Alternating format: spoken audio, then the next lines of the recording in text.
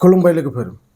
मैया लखनौआव मोनसे बिराद दुखुनांथाव जाथाय जालांदों, जाय जाथायखौ नोंथांमोनाबो खोनाबाथाय आसरित मोनगोन। मानोना बेफोरबायदि जाथाय खोब खम जोङो खोनानो मोनो।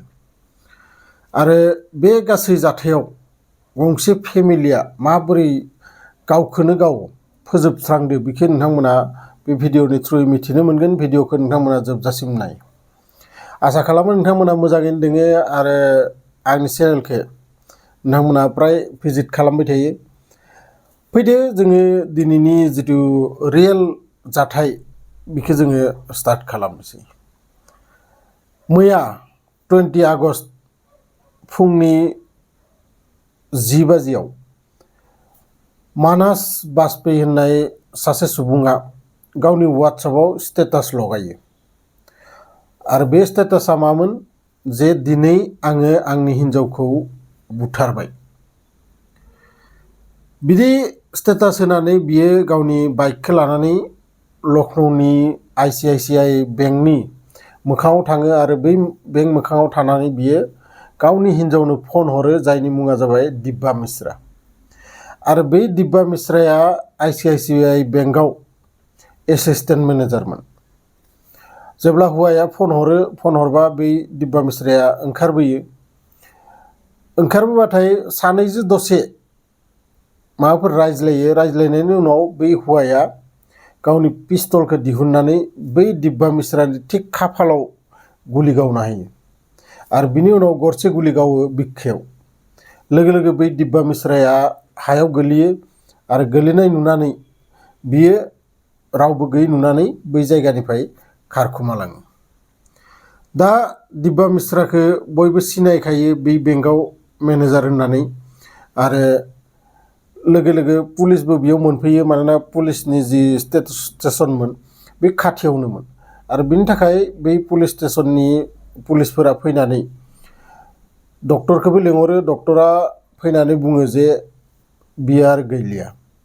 बिनि उनाव बै दिब्बा मिश्राखौ पस्टमर्टमनि थाखाय पठायहरनाय जायो। दानिया जाहैबाय बै मानास बाजपेयीखौ नागिरनायनि खामानि। आरो ओजों मानास बाजपेयीया मा खालामदो, न'आव थाङो बियो सिद्दा थांनानै दरजाखौ भितरखैजा मारिनानै बियो गावनि बिनानावखौ लेंहरो। बिनानावखौ गाबज्रिहैबा बिनानावा ओंखारबोयो। बिनानावा ओंखारबोनाय लोगो लोगो बिनानावखौ बिखायाव गरनै गुलि गावो। गावखांनानै बियो दसे जना थायो। जनानै बहुद सिन्था खालामो, मा खालामगोन मा मागोन। आरो बिनि उनाव गावहा निजेबो खर'आव गरसे गुलि गावनानै गावनि जिउखौबो फोजोबस्राङो। दिनै जिबायदि जाथाय बे जालांदो, मात्र बै हौवा हिन्जावनि केसखौ लानानै 3 जिउ गोमालाङो। आरो बे हौवा हिन्जावनि जिथु डिभर्सनि थाखाय केस कर्टआव सालायगासिनो दंमोन। नाथाय कर्टनि रिजाल्ट फैनायनि सिगांनो बै मनज जाय बाजपेयीया गावहा सानो जे आंनो बे जिबनखौनो नांलिया। मानोना डिभर्स लानायनि उनाव मोनसे जिबना ओरैबायदि जालाङो, ना हाग्रानि ना दैमानि ना न'खरनि जालाङो थारमाने। आरो बे मानसिया निजेखौनो निजे ओरैबायदि सानलाङो जे आंहा जुदि डिभर्स जामारोबा माबायदि अबस्था आं जालांगोन।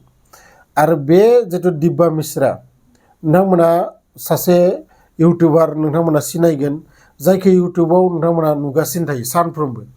बिथाङा सानसेयाव 3-4 निउसनि भिडिअ लाबोयो। आरो बिथाङा मोनसे निउस चेनेल दङ, बे जाबाय प्रज्ञा मिश्रा बिनि मुङा। आरो बै प्रज्ञा मिश्रानि बिनानाव होननानै मिथिनो मोनो बै दिब्बा मिश्राखौ। गतिके जाथाया बेखिनियानो। नाथाय दिनै न'खर गंसे गावजोंनो गाव माबोरै फोजोबस्रांखो। दिनै बे हौवाया हिन्जावखौ गावथारो, हिन्जावा डिभर्स लानो नागिरोमोन। नाथाय बियाव बै हौवा हिन्जावनि नांलायनायाव सासे बिनानाव, जायहा जेबो दायानो गैया, जायहा जेबो बेफोरजों लोब्बायानो गैया, बै बिनानावाबो दिनै जिउ गोमानो लागा जादों। पुलिसा बे गासै केसखौ इनभेस्टिगेसन खालामगासिनो दोङो मानिफ्राय माबोरै बिदि जाखो माबोरै बियो पिस्तल मोनखो मानि थाखाय बियो गावफैखो दा पुलिसाबो मिथिनानै मा खालामनो बा जोंबो जुदि मिथिबायानो मा खालामबावनो जि जालांनाय जाथाय बियो जालांबाय नोंथांमोना भिडिअखौ माबोरै मोनखो बेखौ कमेन्ट बक्सआव लिरहरबानो जाबाय लोगो मोनगोन बेफोरबायदिनो इनफरमेटिभ भिडिअ लानानै नेक्स्ट भिडिअ अब्लासिम गोजोन्थों।